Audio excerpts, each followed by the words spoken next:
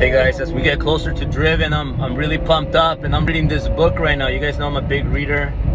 I prefer to do audiobook now or listen to podcasts because it's just a lot more efficient. Because you could do that as you drive, you could do that as you shower, you could do that as you take a shit, whatever. And reading, you got to be focused 100%, which is why I think that this book that I'm reading is not available for audio. I'm like a quarter into the book. I'll finish it by tomorrow. And this book is called 75 Hard from my friend, my buddy Andy Frisella, who's going to be part of Driven 5. So I'm reading this book. I promised Andy that I would do 75 Hard, so I'm going to have to do 75 Hard sooner than later. So if you're watching this, Andy, I'm preparing myself mentally to do 75 Hard, which shouldn't be that hard for me because I already kind of do 75 Hard, except the reading 10 pages a day part. I already have 2 workouts, but I'm gonna have to do one of the workouts outdoors. So maybe that means I don't know if opening your garage door means outdoors, or if you have to kind of move the equipment outdoors, outside your garage door. But moving to what I want to say is 75 Hard book. The beginning part of it, I came up to a part where Andy talks about when he opened a business. He met with his one of his best friends, Chris, and they opened a business. They decided to open a vitamin store, and they didn't have any money, credit. They had $12,000 combined. So then they had to get they couldn't find a place, and they got this place that agreed to rent them out a space for their vitamin store only if they paid the full year in advance, meaning their rent was $1,000 a month. So they had to pay $12,000 for the full year in advance, and that's all they had between both. They had to do that. Reminds me a lot of what I had to do. When I'm always putting out all my money on the line. Now I don't, because now I have excess in money. But before, not going back too long ago, I needed to put all my money that I had and take a risk that what if it didn't work out, I would go out of business. So it reminded me a lot of that struggle that I had to do. But you got to take the risks in order to become wealthy. And then there's another part where he put all the money, so then he had to use his credit cards, and he had these credit cards with $600 limits. Again, it reminded me of me. Like I had these credit cards and Merrick. I don't know if you guys remember Merrick. I had like 500 credit lines, and 1,000 I think was the highest one. I think that's the Merrick.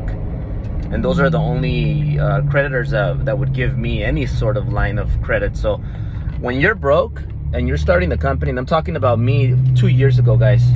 2 years ago, 2.5 years ago, because time flies. So it's about 2.5 years ago. I didn't have any money, and I almost went out of business. And I told Sil at the Fountain Blue in Miami, hey Sil, we got to sell our last property. It's a good time to sell. And I'm trying to act like everything is good. I know what I'm doing. I'm gonna sell this. We're gonna sell this last 4-unit property that we have because it's a good time to sell. And I was trying to convince her I'm a genius. We're gonna make a lot of money. It's gonna be perfect. It's the best move. But she knew. I maxed out her credit cards. I maxed out all mine. Used all our money. Emptied her bank account too, and mine. So she figured it out. We're selling this house because we need to survive. We need to cut payroll on Friday. We need that money to survive. And that was her last our last asset that we had, where we had some money parked that we could get that money. So a regular person would say, let's sell that house and let's live below our means. With that money we get, let's go get a regular house and let's have a regular life, and let's give our kids a regular life.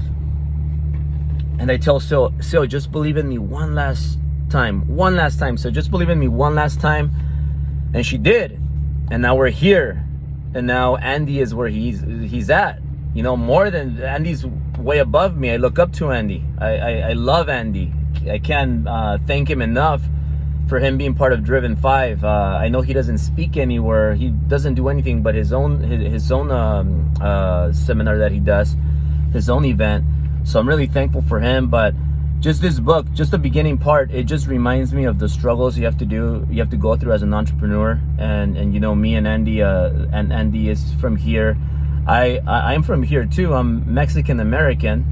I was born here, but my parents had sex in Mexico, and I just ended up being born here. So I'm really grateful for the U.S. for providing me entrepreneurship, a lot of entrepreneurship life, all the possibilities that it has done for me. You know, gave me a lot of options, freedom, and I'm really happy, and I'm really also proud, as you guys know, for being Mexican.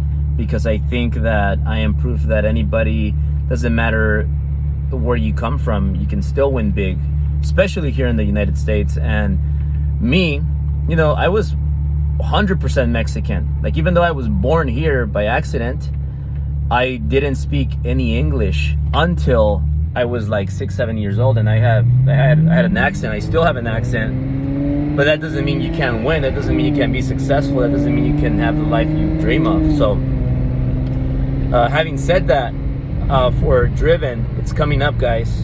Driven 5 is down the corner. It's going to be here before you know it, and we are all sold out of the expensive tickets. CEO tickets sold out. Super VIP tickets are sold out. You know, those tickets, you know, they're in the front. You sit in the front. You have the VIP lunches, and the VIP CEO. The CEOs get a extra day on Friday. Those are sold out. We just have no more space. We actually, I think, we're gonna have to squeeze in a few people that we, because you know me, I overcommit all the time. But very important. I know a lot of you want to come, and the cheapest ticket, the only ticket available right now, is $597, and a lot of you want to come with somebody else, or want to come with a group, or even if you want to come by yourself. If you want to get a deal on this ticket, I want to help you guys today. And maybe if you guys want to get like a deal on 2 tickets or more, let me know, and I'm gonna hook you up.